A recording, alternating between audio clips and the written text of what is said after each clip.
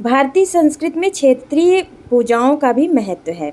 आज भारत ही नहीं बल्कि पूरे विश्व में दशहरा मनाया जा रहा है, जहाँ पर रावण पर रामचंद्र जी की विजय, असत्य पर सत्य की विजय के रूप में मनाया जा रहा है। लेकिन क्षेत्रीय पूजाओं में आज रावण की भी पूजा होती है, जहाँ रावण को महाज्ञानी, महापंडित, अक्षय धन के भंडार के रूप में देखा जाता है।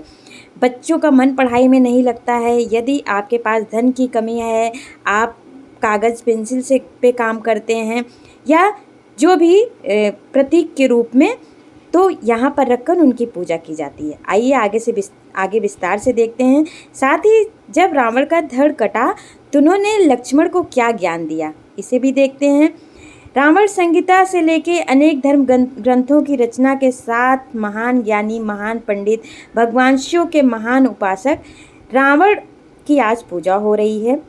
नवमी तिथि समाप्त होती है, माँ दुर्गा की आहुति हो जाती है, अब माँ दुर्गा का विसर्जन होता है। लेकिन चूँकि आज नवमी भी लगी हुई है और साथ में दसवीं भी रहेगी, तो माता के विसर्जन से पूर्व ही रावण की पूजा की जा रही है, जहाँ पर विभिन्न भोग निर्मित होते हैं, जिसमें चने की दाल, लौकी, चावल, खीर, दही आदि सम्मिलित रहता है और जो भी क्षेत्रीय उपमान और व्यंजन भी रहते हैं।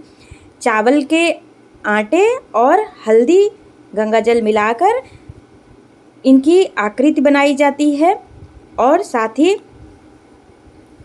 इनकी विभिन्न द्रव्यों से, तिलक, चंदन आदि से पूजा की जाती है।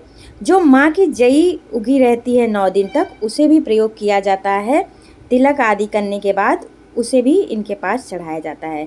साथ ही पेन, पुस्तक रखे जाते हैं, स्वास्तिक का निशान बनाया जाता है और कहा जाता है कि मेरे मानसिक रूप से माता सरस्वती दुर्गुणों को दूर करें और रावण की तरह हमें ज्ञानी बनाएं। यदि बच्चों का मन पढ़ाई में नहीं लगता है तो वहाँ प्रार्थना की जाती है कि उन्हें सद्बुद्धि मिले और वो भी रावण की तरह ज्ञानी बने। और यदि जो जहाँ पे धन रखते हैं, गुल्लक या जिस भी चीज़ में, उसे रख के वहाँ पर भी कुबेर का आह्वान किया जाता है। रावण से प्रार्थना की जाती है कि जैसे सोने की लंका आपकी थी, तो आप भी विभिन्न रत्न, हीरे, जवाहर के साथ हमें भी धनवान बनाएं। इस तरह करके रावण की पूजा की जाती है और भोग लगाया जाता है।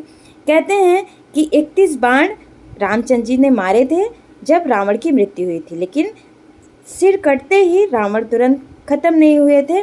तो रामचंद्र जी ने लक्ष्मण से कहा था कि वो महान ज्ञानी है, जाओ उनसे ज्ञान लेके आओ। लक्ष्मण जाते हैं, लेकिन उनके सिर के पास खड़े होते हैं, वो कुछ नहीं बोलते, चले आते हैं।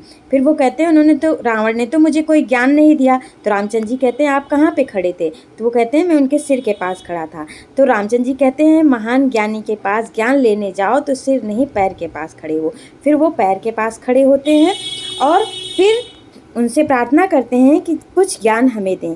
तो रावण ने उन्हें 3 ज्ञान दिया।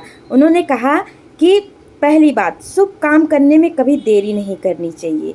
दूसरी बात, जैसे ही कोई शुभ काम करने का विचार मन में आए उसे तुरंत कर लेना चाहिए। और तीसरी बात, हर स्थिति में अधार्मिक कार्यों से बचना चाहिए।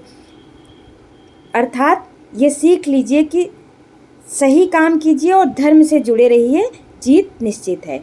इस तरह रावण ने लक्ष्मण को ज्ञान दिया था। तो सभी धर्म से जुड़ें। आजकल हम सब सिर्फ मैसेज डाल देते हैं, अपने गुरुजन, बड़ों से आशीर्वाद नहीं ले पाते हैं।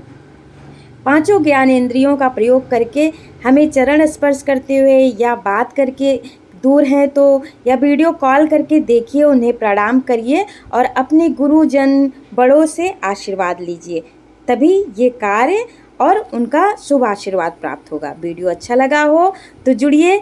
नई संस्कृति और नए धर्म